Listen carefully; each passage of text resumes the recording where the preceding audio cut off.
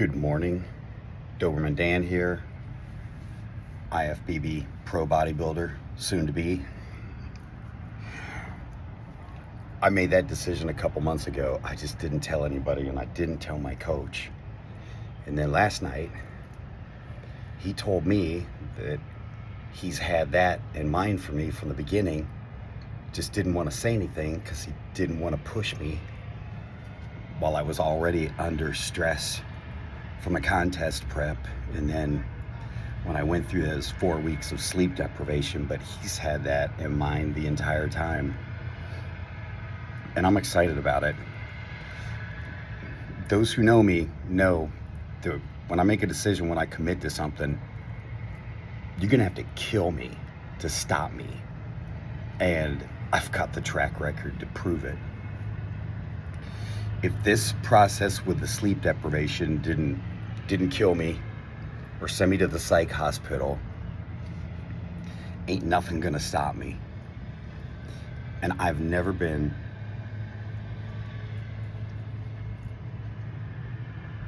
more excited or happier in my entire life.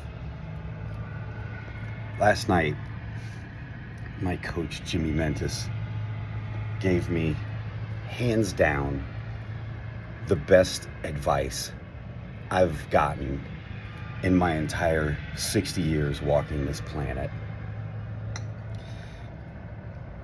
And it resonated with me super strong because it was only a week ago that I put a question/request out to the universe and got double confirmation of it yesterday in the same day. First with a conversation with a good friend of mine, Troy Broussard, one of the smartest entrepreneurs I know. And that's saying a lot because 30 years in direct response marketing, 30 years as an A-list copywriter, I've met some mega successful entrepreneurs.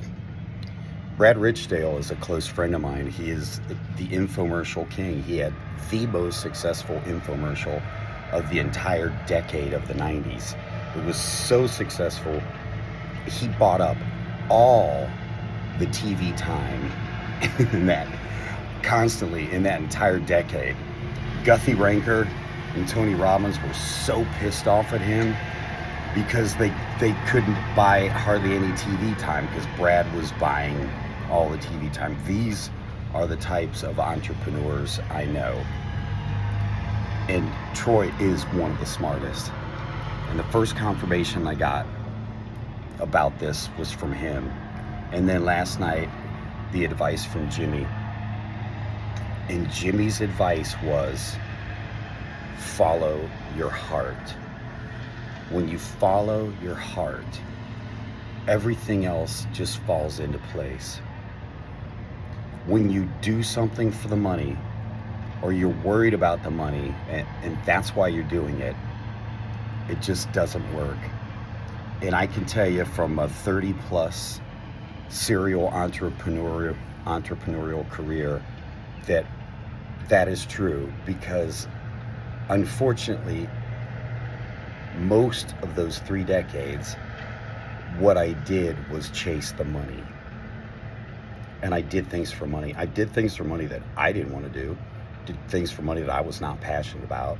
I just did it for the money. An interesting thing, 3+ decades of chasing money, rarely did I catch it. I caught it at times. At times it was so much money, it just blew my mind. I never thought that a poor kid from Barberton, Ohio could make that much money. But those times were few and far between, because when you chase something, what happens? It runs from you. Totally different situation when you follow your heart and follow your passion, and money isn't even a consideration. Jimmy's life is proof of that. He's done nothing but follow his heart. That changed my life in a profound way. And I've been thinking about it all night, and still processing it and wrapping my head around it. It made me realize what shitty advice I've been given my entire life from my parents, from my family members, from my friends, from the government-run youth indoctrination camp I was remanded to for 13 years. Y'all might know that as public school, but yeah, it's an indoctrination camp. From the government, sadly from the church, from everywhere, from everything in the Matrix, I got the exact opposite advice. I'll never forget, here I am, a musician, extremely right-brained, and could never wrap my head around math. And I got a scholarship to Berklee College of Music in Boston, which at the time, in the 80s, was the Juilliard for modern music. And I got a small scholarship. And what I realized, my mom was poor. She couldn't afford the rest, so the scholarship wouldn't even pay for a semester. So I went to my grandfather to see if he could help me out. And he said no. But he said he would pay for my college if I become an engineer like him. If that's not the perfect example of trying to cram a square peg into a round hole, some creative, right-brained musician forcing them to be an engineer, my God, I probably would have killed myself. But what shitty advice I've been given my entire life. And now here at age 60, after all of my life experiences, and after just recently, just a couple years ago, hitting my rock bottom moment, losing everything, having 2 widowmaker heart attacks in a row, and then hospitalized for 3 weeks in cardiac ICU and open heart surgery, losing my business, losing my income, losing my home, losing my marriage. After all that, at age 60, I finally get confirmation. I get the advice and confirmation, what I've known in my heart my entire life, but was too scared to do. This contest prep has probably been the most life-changing thing I've ever done. It's peak week right now. So today's Thursday, literally 2 days out from this show.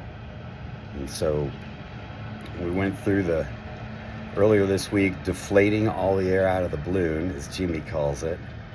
Now we're putting back in some carbohydrates, and I can see the finish line from here. And then what's even more exciting, the week after that, I get to go through peak week again, because I'm doing a second contest up in Ocala, the Monster Classic, also a national qualifier. I've never been more excited or happier. In my entire life, I've never felt like I was doing the right thing. And that by following my heart and following my dreams, seeing how that has affected others around me. And for the first time in my life, I'm truly happy. After having been depressed for the majority of my life. So I just wanted to share that. Maybe that advice will resonate with you.